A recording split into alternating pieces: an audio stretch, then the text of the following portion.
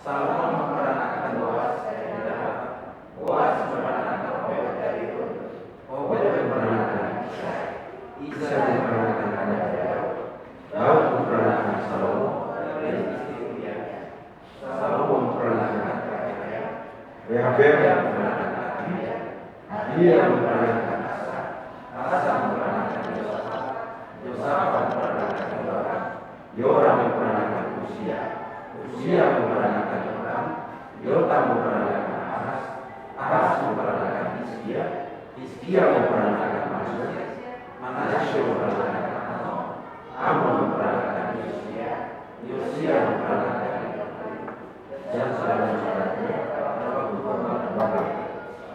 Sudah kemudian Babel, Yehonnya memperanakan Syafir memperanakan Yerubabel, Yerubabel memperanakan Abihud memperanakan Eliakim memperanakan Azor, Azor memperanakan Zadok, Zadok memperanakan Akim, Akim memperanakan Eliud, Eliud memperanakan Eleazar, Eleazar memperanakan Matan, Matan memperanakan Yakub, Yakub memperanakan Yusuf, yang melahirkan Yesus Kristus. Jadi seluruhnya ada 14 keturunan dari Abraham sampai Daud, 14 keturunan dari Daud sampai perubahan Babel, dan 14 keturunan dari perubahan Babel sampai Kristus. Amin. Hampir jarang ayat ini dibahas. Yang bahas mungkin dua, yang saya sama pendeta Michael Paler di live TV hari Selasa lalu. Dan apa yang disampaikan persis, ya, apa yang ada di dalam mau saya sampaikan hari ini. Puji Tuhan. Saudara kekasih, kita belajar hari ini tentang silsilah Yesus. Artinya keluarga Yesus. Kalau bahasa Banjar bilang bubuhan. Oke? Nah, jadi tujuannya saya hari ini adalah menyampaikan firman ini, ya, supaya kita ya mengenal Yesus Kristus lebih dalam lagi di antara para tokoh Alkitab. Ya. Kedua, meneladani ya hal-hal positif dan mengambil hikmat dari tanda kutip negatif dari para tokoh yang telah kita baca tadi. Tadi malam dari Mas Pak Gembala, semua itu ada positifnya, ada juga errornya yang daftar nama itu. Ya. Lalu beriman bahwa kutuk dalam keluarga telah dipatahkan oleh darah Kristus. Yang keempat adalah semakin kita menyadari bahwa kita adalah tubuh Kristus atau keluarga Kristus. Karena topik kita selama 1 tahun ini, 1 bulan ini adalah tentang Kristus, tentang keluarga. Ya, maka saat ini juga dari keluarga silsilah Kristus sampai kepada kita ini adalah keluarga Kristus. Oke, yang kedua, Kak. Nah,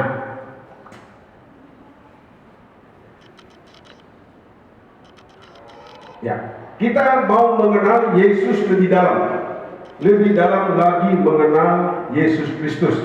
Ya, ini tema utama. Semua Alkitab itu dari Kejadian 1 ayat 1 sampai Wahyu pasal 22, sentralnya harus Yesus Kristus Tuhan. Lewat itu, nih, kalau sentralnya hepeng, duit, coin, tabung namanya koin, nggak ada kamus dalam Alkitab. Itu hanya masalah jasmani. Kita mau masalah ke surga, ya. Nah, dari segi ya, dari secara manusiawi ya, dari segi silsilah ya, silsilah Tuhan kita Yesus Kristus itu jelas. Yesus kita bukan Tuhan yang keluar dari laut atau yang dari udara mondar-mandir gitu, atau yang dari pohon besar, atau dari batu besar, atau apapun yang dibuat oleh manusia, patungkah sampai ke langitkah, bukan itu. Sebagaimana saudara dan saya silsilahnya jelas, siapa nama Bapak kita, siapa nama sampai ke atas itu, ya, Yesus juga jelas. Sehingga tidak rugi dan tidak salah, dan memang seharusnya kita harus mengenal Yesus itu. Ya. Karena dia jelas. Memang di silsilah itu, ya, menurut Yahudi silsilah itu berdasarkan keturunan ayah, patriark istilahnya, ya. Dan semua suku bangsa begitu, kecuali Padang, ya, Padang suku Bantu dari mana? Ya. Di situ jelas siapa yang ada di dalam silsilah Tuhan Yesus itu.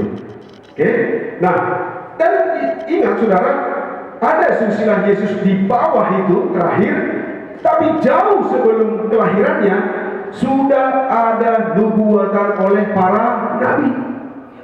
Ya, saya nggak tahu saya dulu lahir ada nubuatan atau mungkin mimpinya orang tua saya, nggak tahu juga. Ya. Tapi yang jelas itu nggak ada catatannya. Kalau ini ada catatannya, itu dapat percaya. Kalau misalnya saya dulu lahir, ini nanti kamu, misalnya bapak saya kan di Jonak, nanti anakmu lahir tanggal 14 bulan April tahun 64, mungkin diomongin itu tahun 1900 misalnya kan, karena bapak saya lahir 1910, mungkin dikatakan gitu. Tapi dia bilang yes or no, aku gak percaya, karena gak ada tertulis. Yang tertulis adalah ini yang ada di Alkitab kita. Amin. Okay. Jadi jauh sebelum Yesus lahir sudah ada para nubuat. Kita ingat itu. Ini sering ayat-ayat Mika 5 ayat 1. Hai kau Betlehem Efrata. Kau bukan ya? Itu kan Mika 1. Sekolah minggu kan sering dulu kita. Ya. Hai kau Betlehem Efrata. Hai yang terkecil antara Yehuda. Daripada lahir Juru Selamat. Juga Zakaria 9 kan? Ya, bersukacitalah hai putri Sion, bersorak-sorak hai putri Yerusalem, lihatlah rajamu datang. Itu sudah ada yang tentang Yesus. Orang itu beda-beda tahun itu loh. Nah, yang paling mau kita lihat juga lebih dalam lagi, Yesaya 9 ayat 6 dan 7. Yesaya 9 ayat 6 dan 7 kita baca sama-sama. Atau satu yang dapat silakan. Yesaya 9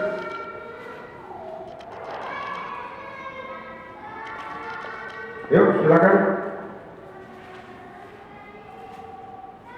Nah kalau saya dibaca semua kan kita kerjasama ya Yesaya 9 ayat 6 dan 7.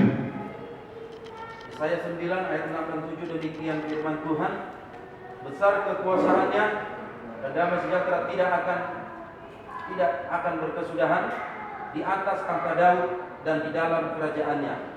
Karena ia mendasarkan dan mengkokohkannya dengan keadilan dan kebenaran dari sekarang sampai selama-lamanya.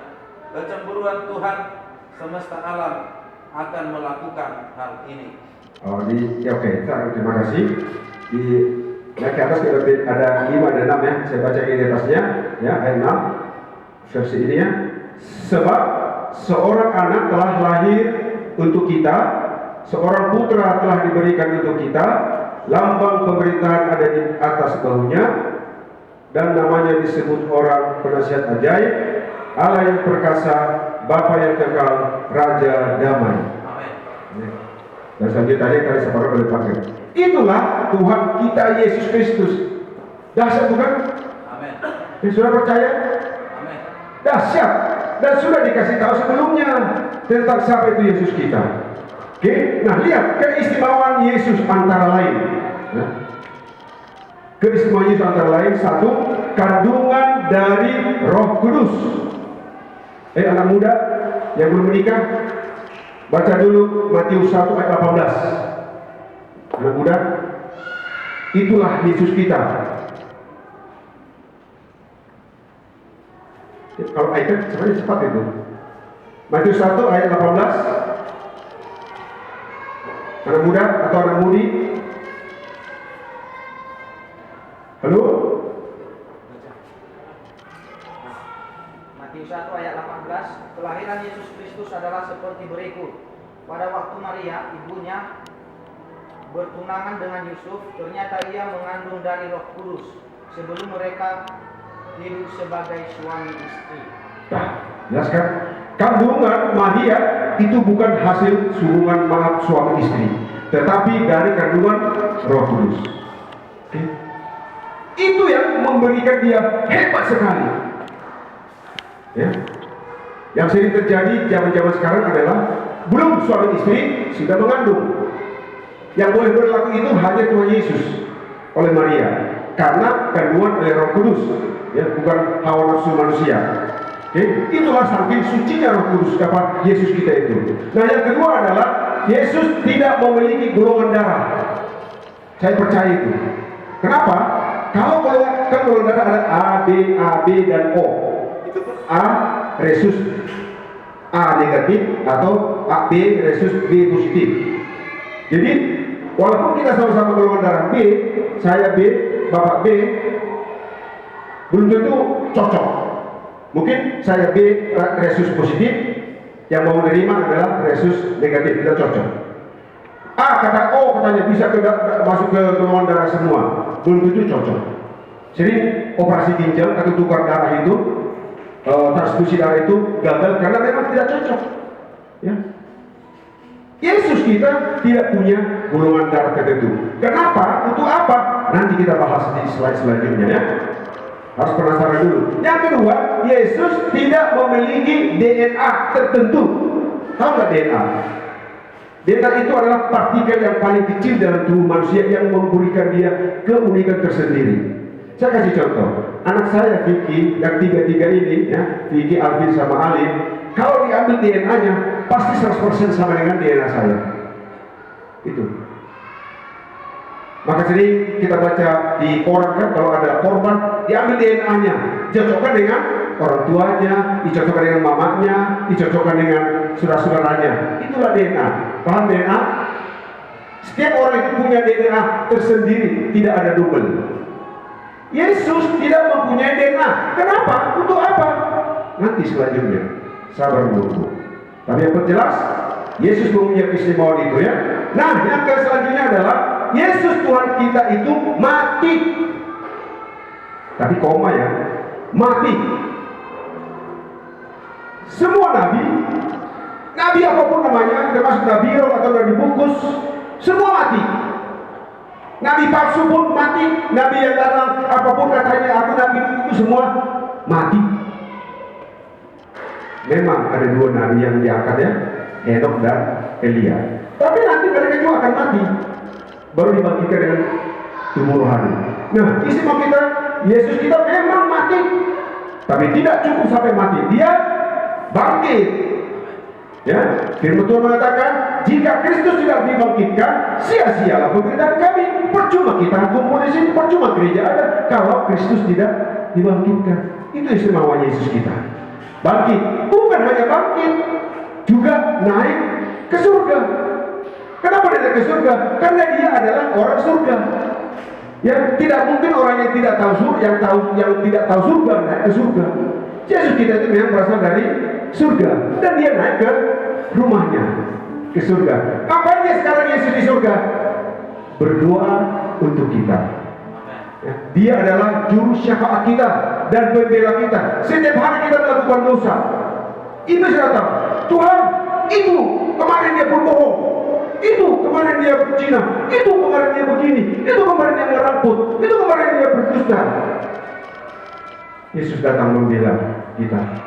Ini darahku yang telah tercurah untuk mereka. Itulah kerja Yesus kita, berdoa. Kita tidak pernah berdoa untuk Yesus supaya Yesus masuk surga, atau pengikut-pengikut Yesus, atau silsilah-silsilah Yesus tadi yang 42 itu minimal itu nama itu. Enggak, kita pernah berdoa untuk mereka. Malah Yesus yang berdoa untuk kita. Jelas ya? Perbedaan kepercayaan kita. Yesus yang berdoa kepada kita, Tuhan kita yang berdoa kepada kita. Tuhan kita. Dia adalah Tuhan, dia adalah Raja, dia adalah, kita baca tadi, Bapa kekekalan, dia adalah Imam Besar Agung, dia adalah Juru Selamat, dialah segala-galanya bagi kita. Dan dia ada di surga berdoa buat kita dan menjadi pengacara kita, pembela kita di surga. Oke? Nah, selain itu adalah bukan hanya duduk tenang-tenang, dia akan datang nanti, Maranatha. Ya? Dia akan datang membawa kita. Ada lagu mengatakan ada pertemuan di udara. Kita nanti akan bertemu dengan Yesus. Oke? Itu sekilas lah. Lebih dalamnya nanti saudara baca dalam Alkitab. Jadi kita sudah mengenal Yesus lebih dalam karena itu menjadi dasar kita. Nah, kita kembali ke apa tadi? Kita mau lihat latar belakang para tokoh. Ya. Setidaknya ada 42 nama dalam silsilah tadi. 42 nama. Karena ada yang disebut Yehuda dan saudara-saudaranya, ada yang disebut Yakub, berarti ada juga saudaranya si Esau. Ya kan? Nah, ke 42 minimal. Nah, sekarang menjadi Pertanyaan, berapa nama yang sudah pernah saudara baca dan saudara ketahui dari nama-nama itu? Jujur. Apakah hanya tahu Abraham, tahu Ishak, atau tahu si Maria? Nah, jika Bapak Ibu saudara kekasih belum banyak tahu tentang 42 ini, baca Alkitab. Setuju? Amin. Baca Alkitab, karena dapatnya di Alkitab, bukan di Kopiko. Ya. Pelajari nama-nama itu. Oke, saudara kekasih. Nah, saudara boleh melihat nama-nama itu tidak semuanya seperti positif. Ya. Tadi malam, Singwai Pak Gem udah kasih tahu, Nuh, hebat, Abraham, hebat, tapi ada sisi kelemahannya. Juga si Daud hebat, tapi ada hal yang tanda kutip negatif. Salomo kita tahu semua, ya. Dan saudara kekasih, di dalam silsilah itu ada 5 wanita yang dibuat, ya, yang di dalam silsilah. Kalau saudara baca dengan konsentrasi, ada 5. Ya, saya sebut antara lain si Tamar. Tamar itu siapa? Panggil Tamar, muncul nama itu. Siapa si Tamar itu? Bukan orang baik-baik, bukan mantan guru sekolah minggu dia, atau bekas sekolah kita, atau pemimpin atau ini, enggak. Juga ada nama situ Rahab. Siapa Rahab? Perempuan Sundal. Perempuan Sundal yang di tembok Jericho itu. Bukan? Terus ada juga siapa namanya? Ruth. Kita tahu kisahnya Ruth. Bapak Ibu tahu, kalau mau tahu lagi baca lagi tentang Ruth. Ya, ada juga namanya di situ Tamar, Ruth, Rahab, ya, Uria. Siapa tahu Uria? Uria adalah istri dari Daud, hasil pikiran kotor. Suaminya Nyonya Uria ini disuruh berperang di depan, ya kan, supaya ditembak bedil. Akhirnya matilah dia. Diambil lagi si Uria dari istrinya setelah mengandung juga. Namun Bapak Ibu saudara kekasih, ambillah hikmat dari tindakan yang teladani apa yang baik, nilai-nilai baik yang ditinggalkan oleh 42 nama tadi. Ambil yang baik dari mereka. Dan pelajari juga, kita ambil hikmat dari apa yang mereka lakukan yang mungkin dipersepsikan negatif, ya, mungkin tidak masuk di akal, atau mengapa dan mengapa. Karena zamannya beda. Oleh sebab itu, jangan kita bilang itu gak bagus dong. Enggak. Karena itu semua ada kaitannya dengan kelahiran Yesus. Kenapa Sundal? Kenapa perempuan yang gak beres dipakai? Ini juga nanti ada hubungannya dengan silsilah keturunan saudara dan saya itu dari mana? Apakah kita itu keturunan ningrat semua? Belum tentu. Ya, tapi nanti selanjutnya, ya. Oleh sebab itu saudara, dalam keadaan kedaulatannya Allah benar. Ada orang mengatakan silsilah itu salah katanya. Karena saya punya dasar yang hanya Alkitab, saya benarkan itu dan saya percaya, ya. Dan benar dan ditetapkan itu, ya, silsilah Tuhan itu sesuai dengan perumusannya yang sudah bagus sekali, dan saya yakin itu dihargai oleh Tuhan. Oke, jadi kita tidak protes, kita tidak jadi Parise atau Saduki terhadap silsilah itu, tapi kita terima bahwa kedaulatan Allah itu menetapkan silsilah itu adalah benar. Setuju saudara? Jadi bisa tanya-tanya, aduh sini juga nggak beres juga. Si Daud, tiru aja si Daud. Nanti ada temanku, kusuruh aja temanku berantem supaya istrinya kuambil. Itu bukan zamannya lagi. Oke? Itu tidak zamannya lagi karena sudah datang Yesus. Semua berubah setelah Yesus datang yang membawa hukum kasih. Kalau saudara lihat kehidupan yang silsilah tadi, semua memang tidak masuk akal. Peranglah, inilah, tapi dengan kedatangan Yesus dengan membawa hukum kasih, semua berubah. Oh haleluya. Kita nyanyikan lagu ini.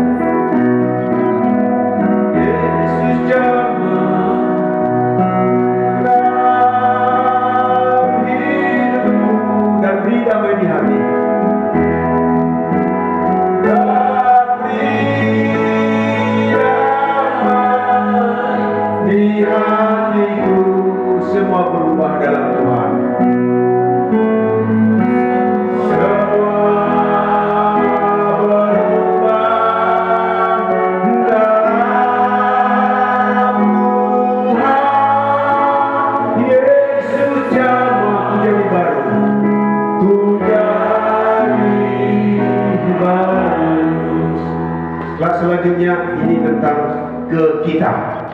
Tadi sudah kita pelajari istilah Yesus, tokoh-tokoh tadi. Sekarang masuk ke kita masing-masing. Oke? Kita masing-masing memiliki latar belakang silsilah keluarga. Entah itu positif atau negatif, dan negatif atau positif atau dua-duanya. Saudara sendiri yang tahu, bapak saudara, opung saudara, kakeknya, atau kakek di atas, kakeknya apa? Oke, saudara yang tahu. Mungkin kalau kayak ini 42 tingkat ke atas, dan mungkin dari silsilah kita ada ya, kalau bahasa Batak ada buku silsilah itu. Saudara yang tahu sendiri silsilah saudara. Dan saudara sendiri yang tahu bagaimana silsilah itu keluarga opung, keluarga saudara ke atas itu. Oke, mungkin ada yang dikasih tahu tentang tingkah laku mereka, mungkin ada yang tidak dikasih tahu, atau mungkin mereka tahu tapi tidak dikasih tahu. Baik mereka yang sudah berkhotbah, baik mereka yang sudah beragama Kristen, sudah tahu masing-masing mereka. Oke, saya juga dibikin harus tahu. Ya, karena memang kalau bapak saya meninggal waktu saya 2 tahun, tapi banyak orang bercerita bahwa bapak saya itu adalah berdiri gereja Metodis di desa sana. Tapi saya tidak tahu apakah dia sembari membaca firman juga membaca mantra. I don't know. Atau sembari memohon kepada Tuhan Yesus Kristus, masih juga menyembah opung yang sudah meninggal 2000 tahun yang lalu. Opung kami mungkin. I don't know. Saudara yang tahu, ya, saudara yang tahu silsilah saudara itu ke atas. Ya, saudara yang tahu. Ya. Sembari saudara bayangkan bagaimana nenek-nenek kita, kakek nenek buyut siap ke atasnya ya. Oke, tidak tahu apa yang dilakukan oleh mereka, oleh pendahulu kita itu, atau kakek moyang kita itu. Kita tidak tahu. Mungkin tidak dikasih tahu, atau mereka ada tapi tidak kasih tahu. Apa ada? Tapi saudara sendiri yang tahu. Oke? Nah, kalaulah ini dia ya, setelah saudara-saudara membayangkan mama ya, baik dari istri ataupun suami, baik dari mama, bapak, mamanya mama, orang tuanya bapak, orang tuanya mama, kakeknya bapak, kakeknya mama, itu generasi, 3 generasi ya. Saudara yang tahu. Kalaulah orang tua, kakek, buyut kita melakukan kesalahan dan membenci Allah, ini dia harus kita selesaikan. Saudara mau? Amin. Saudara mau terbebani terus, terikat terus dengan kebiasaan-kebiasaan nenek moyang kita yang membenci dan tidak setuju dengan kebenaran Tuhan? Kalaulah mungkin Injil belum sampai kepada mereka, itu urusan Tuhan lah yang menetapkan mereka masuk surga atau tidak. Tapi kalau Injil sudah dikasih tahu, sudah berkhotbah, sudah majelis, sudah pengakuan, tapi masih tetap bersekutu dengan yang akan kita baca ini, Keluaran 20 ayat 4. Coba dibaca.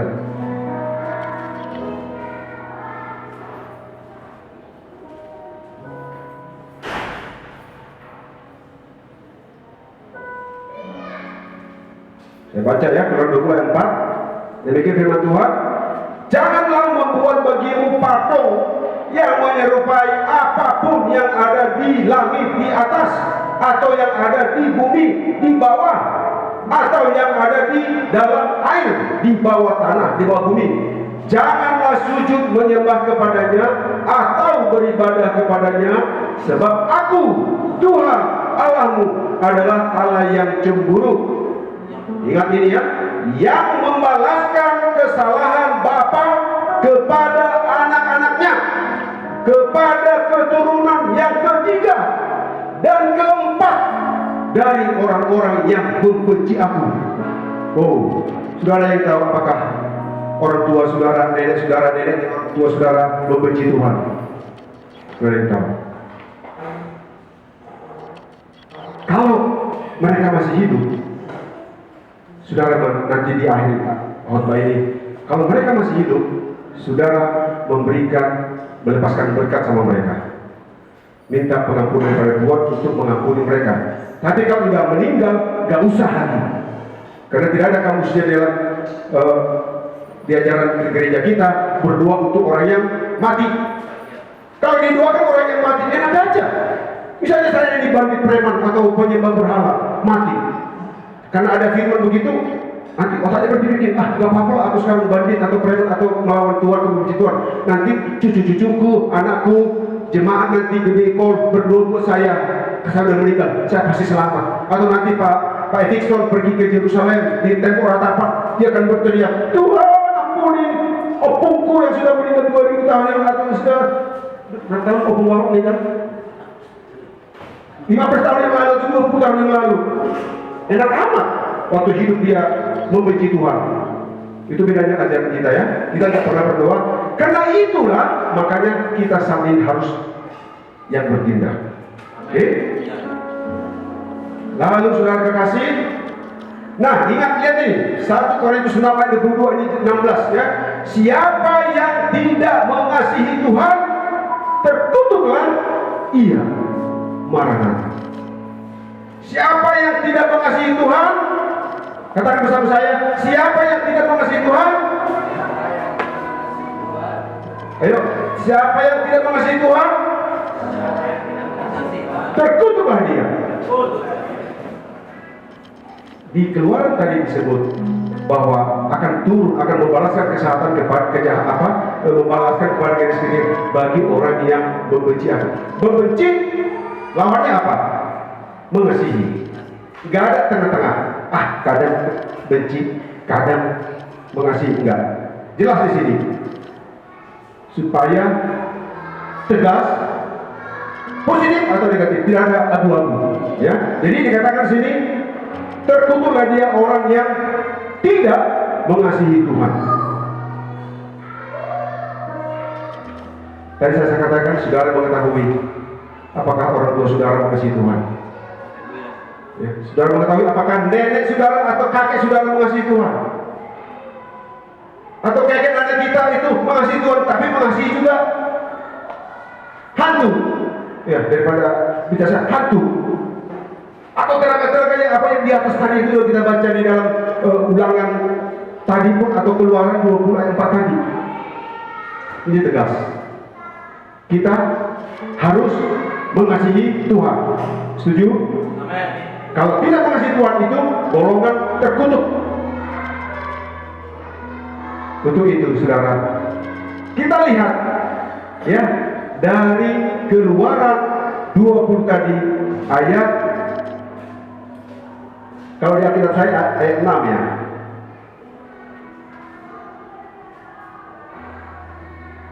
Keluaran 20. Nah, ayat 6 di Alkitab saya baca ya. Ya, saudara. Ini ya.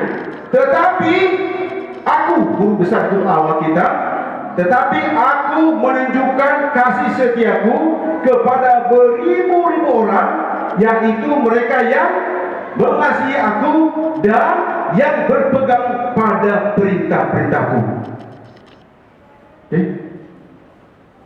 Berarti kalaupun dulu terjadi, itu putus pada generasi yang ke-5, kalau saudara yang ke-5, kalau saudara yang ke-4, ya, itu akan putus. Demi firman Tuhan ini, aku menunjukkan kasihku, kasih setiaku. Apa yang ditunjukkan oleh Allah kasih setianya? Yaitu dengan Yesus Kristus. Percaya? Itulah kasih setianya. Lalu apa juga dikatakannya? Yang aku menunjukkan kasih setiaku kepada beribu-ribu orang yang, atau yaitu mereka yang mengasihi aku dan berpegang pada perintah-perintahku. Firman Tuhan berkata, siapa menurut perintahku adalah aku dalam dia dan dia dalam aku, kata Tuhan. Maka Bapak Ibu Saudara kekasih, demi firman Tuhan ini, karena firman Tuhan ini, kita stop ke atas. Kita mau dari kita hal yang baru. Setuju? Amin. Jadi Bapak Ibu Saudara kekasih, tak usah lagi pikirkan nenek moyang kita itu mau melakukan apa.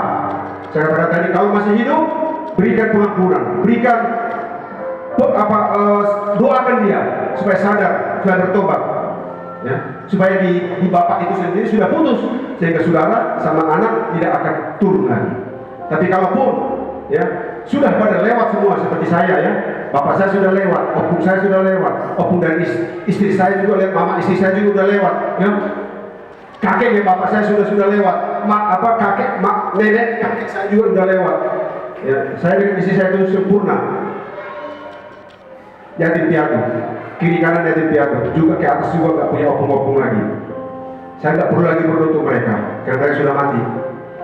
Sekarang adalah saya harus bertindak bahwa itu harus putus di saya.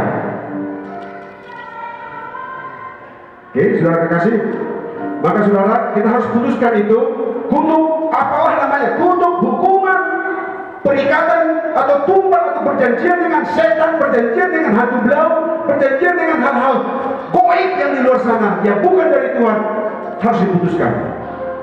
Ini firman Tuhan. Oke? Harus kita bereskan. Nah, itu beres bukan karena kita, ya. Tuhan tadi mengatakan, aku mengasihi orang yang mengasihi aku. Aku menunjukkan kasih setiaku. Kasih setia Tuhan itu adalah Yesus Kristus. Setuju? Masih ragu-ragu kan? Dengan Yesus yang bisa mematahkan semua hukum kutuk atau apapun namanya. Yesus datang. Haleluya. Kita baca Roma 3 ayat 23 sampai 27.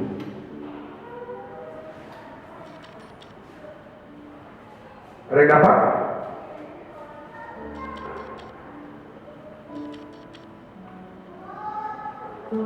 Roma 3 ayat 23 sampai 27.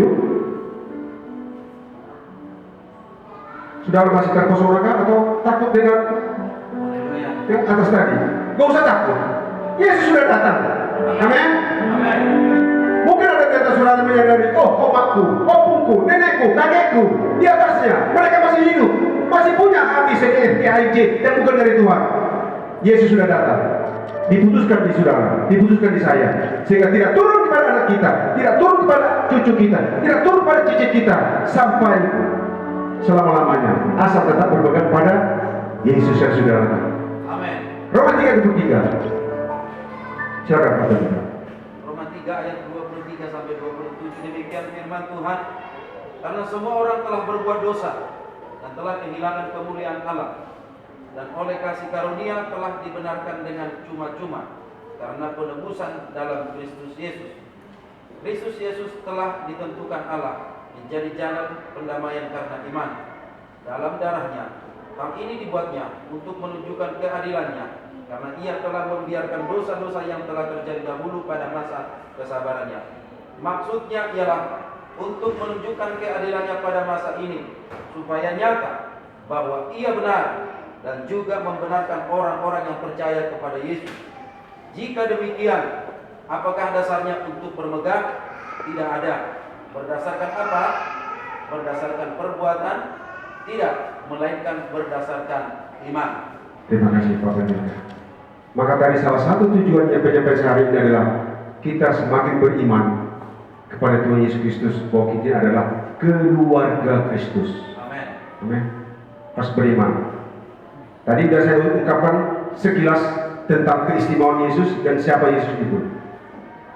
Nah, sudah tadi baca dari firman Tuhan, itu semua akan dituntaskan dosa itu karena upah, ya, karena semua orang sudah berbuat dosa, kata firman Tuhan. Juga ada di Roma 6:3, karena upah dosa ialah maut, tetapi kasih karunia Allah hidup yang kekal di dalam Yesus Kristus Tuhan kita. Ya. Jadi di dalam Roma ini kita dapat membaca bahwa semua itu, ya, telah berbuat dosa itu manusia, termasuk kita. Apalagi yang ke atas. Kalau mereka udah meninggal, ya udahlah, urusan Tuhan itu. Mereka mau masuk surga atau masuk neraka, kita nggak urus, kita nggak memberikan vonis. Itu urusan Tuhan. Tapi kita yang hidup sekarang lah, atau orang tua keluarga masih hidup, mari doakan mereka supaya mereka dan kita dapat kasih karunia ini, ya. Tapi semua itu kita jangan sombong, kita tidak boleh merdeka apapun, bukan karena perbuatan baik, amal solehan kita, atau apapun namanya perbuatan kita, tetapi itu semua karena darah Yesus. Setuju? Ya.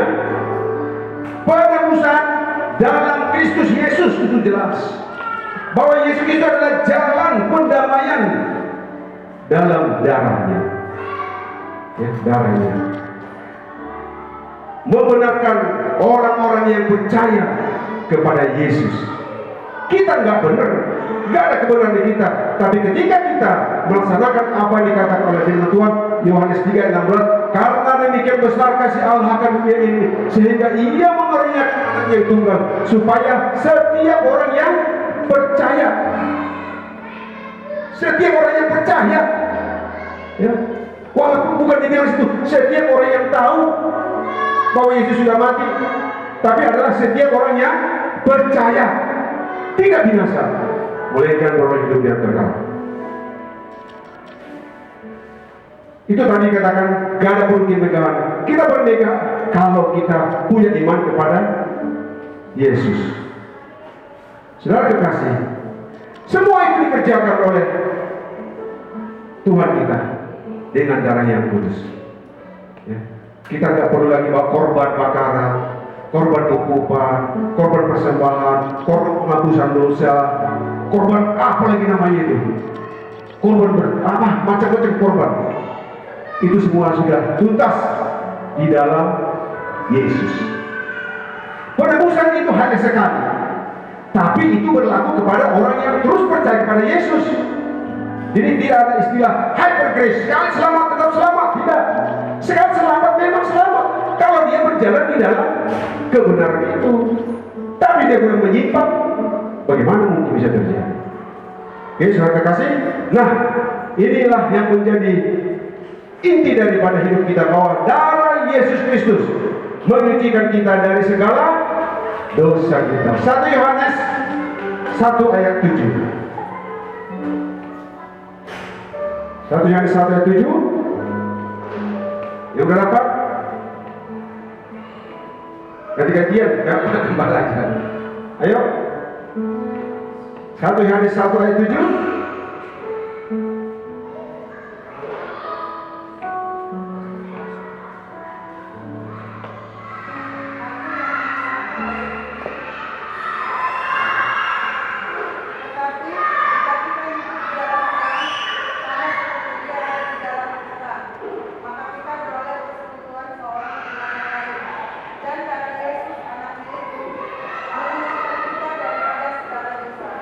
Darah Yesus anaknya itu menyucikan kita dari segala dosa, termasuk dosa keturunan. Amin.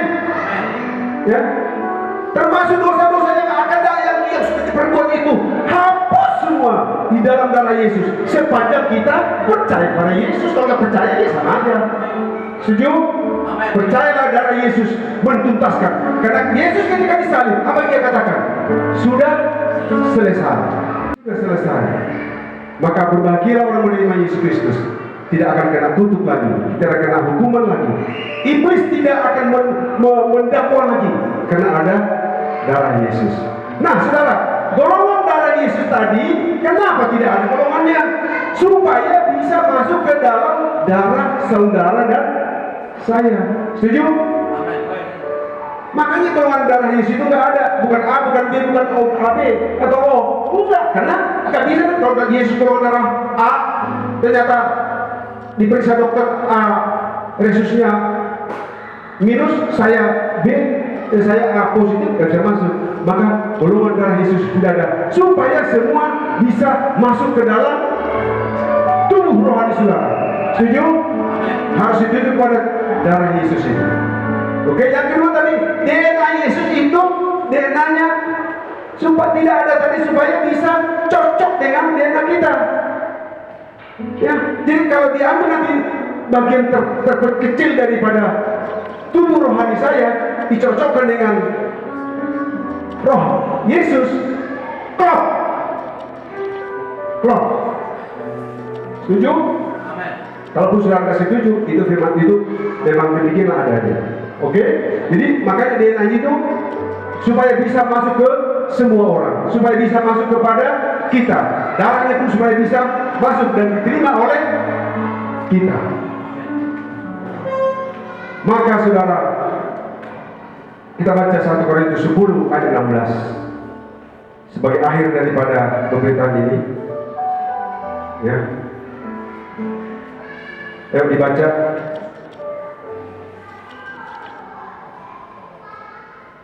Inilah menunjukkan bahwa kita itu adalah keluarga Kristus.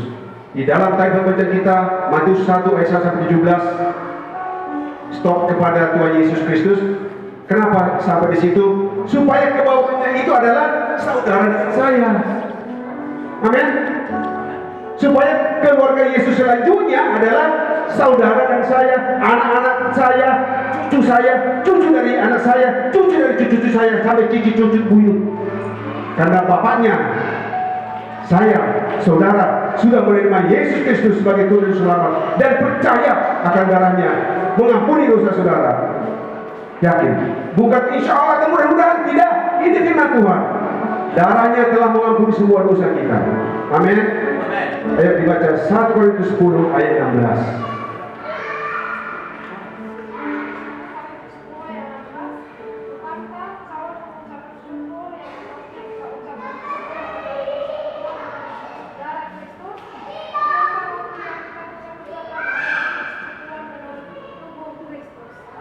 Amin.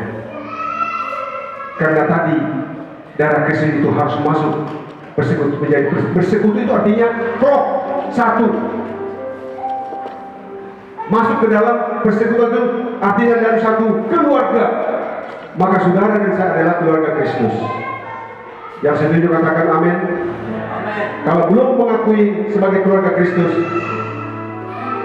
renungkan lagi firman Tuhan, baca lagi. D. Darahmu Yesus sucikan aku, darahmu Yesus bebaskanku, darahmu Yesus ubahkan aku, ku dijadikan baru. Sekali lagi, darahmu Yesus, darahmu Yesus sungguh-sungguh sucikan aku, darahmu Yesus bebaskanku, darahmu Yesus.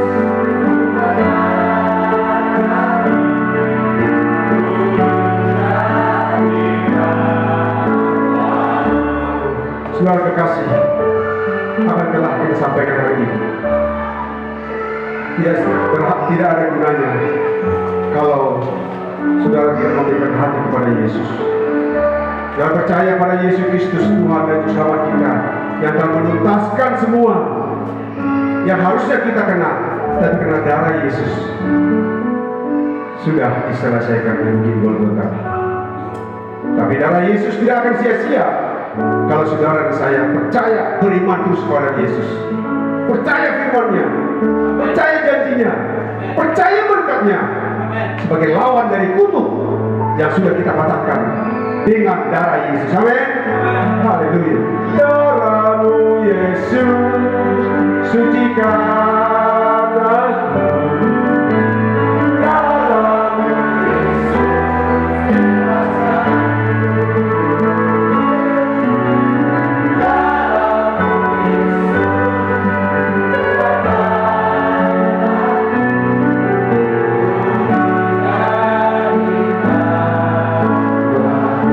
Saudara kekasih, jika ada mungkin di antara saudara yang belum percaya kepada Yesus Kristus, darahnya yang kudus telah menyelesaikan hutang dosa saudara.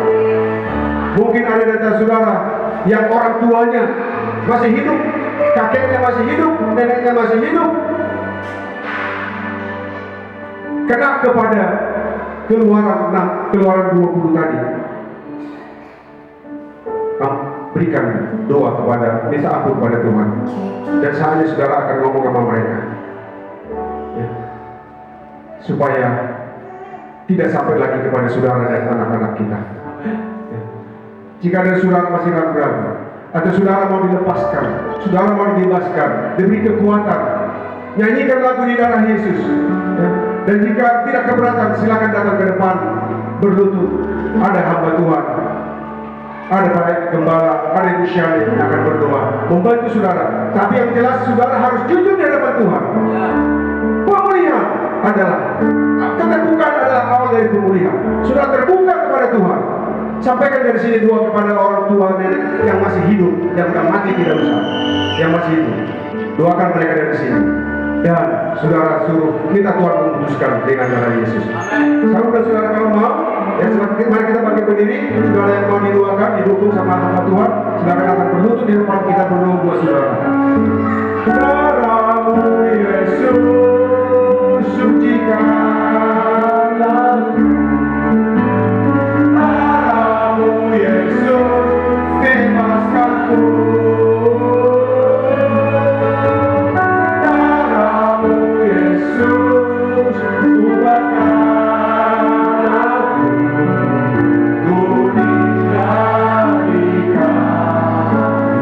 Semua tutup mata, konsentrasi untuk mengakui darah Yesus. Darah-Mu Yesus sucikan aku. Darah-Mu Yesus bebaskanku. Darah-Mu Yesus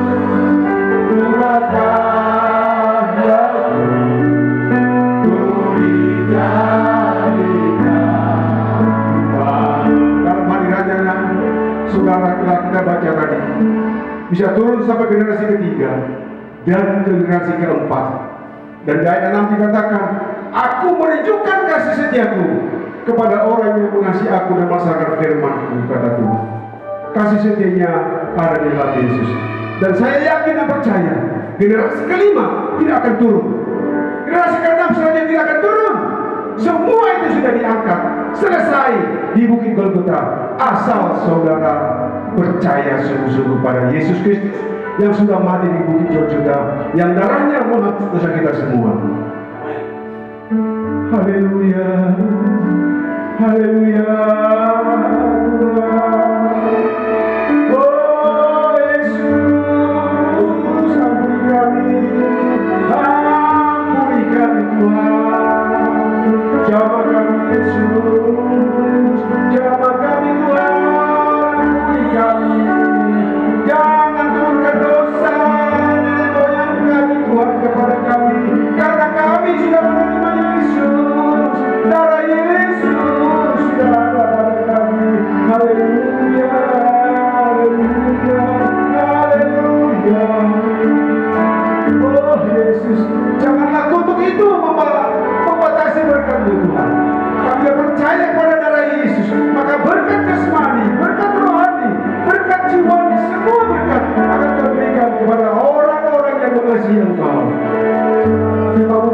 Terkutuklah orang yang membenci aku, orang yang tidak mengasihi aku, kata Tuhan. Ajar kami mengasihi Engkau, supaya kami tidak terkutuk, tapi kami memperoleh berkat karena darah Yesus. Oh, haleluya, haleluya, haleluya. Sekali lagi, bagi saudara yang mau didoakan sama hamba Tuhan, silakan datang ke depan itu. Kita mengundang karena Roh Kudus ada dan siap untuk mengampuni, untuk membatasi, menyelesaikan semua kutuk kepada kita itu. Karena darah Yesus, darahmu Yesus, sucikan aku. Darahmu Yesus, bebaskan aku. Darahmu Yesus, ubahkan aku.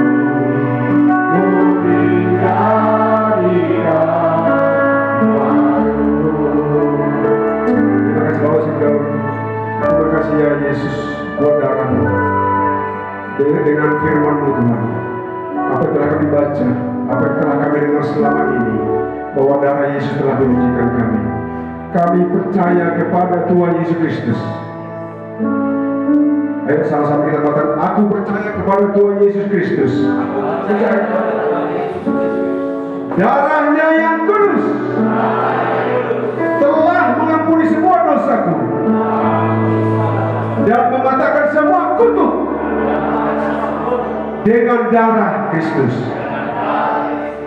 Haleluya. Terima kasih Tuhan. Dengan iman ini kami terus bersorak kepada Tuhan, karena kami yang percaya keselamatan kami sudah tersedia di dalam nama Yesus. Terpujilah Tuhan Yesus Kristus. Haleluya. Amin. Saudara tetap masih berdiri. Kalau saudara sudah percaya, Yesus sudah membebaskan saudara, darah Yesus sudah menguasai saudara, sudah membebaskan, DNA Yesus ada pada saudara, darah Yesus, kasih Yesus. Kita nyanyikan lagu ini. Sekarang saya sudah bebas. Sekarang kita akan proklamirkan bahwa sudah bebas. Sekarang saya sudah bebas. Sekarang saya sudah bebas. Saya bebas oleh darahnya anak domba. Sekarang saya bebas. Haleluya. Sekali lagi. Sekarang saya sudah bebas. Sekarang saya sudah bebas. Saya bebas oleh sekarang saya bebas. Haleluya. Saudara nyanyi, beda dengan yang terikat, beda dengan yang bebas. Kalau saudara masih ada ikatan perjanjian antara nenek moyang dengan setan yang akan turun kepada saudara, kan kita bahas tadi, semua itu bebas oleh darah Yesus. Nyanyikan bebas di dalam darah Yesus. Sekarang saya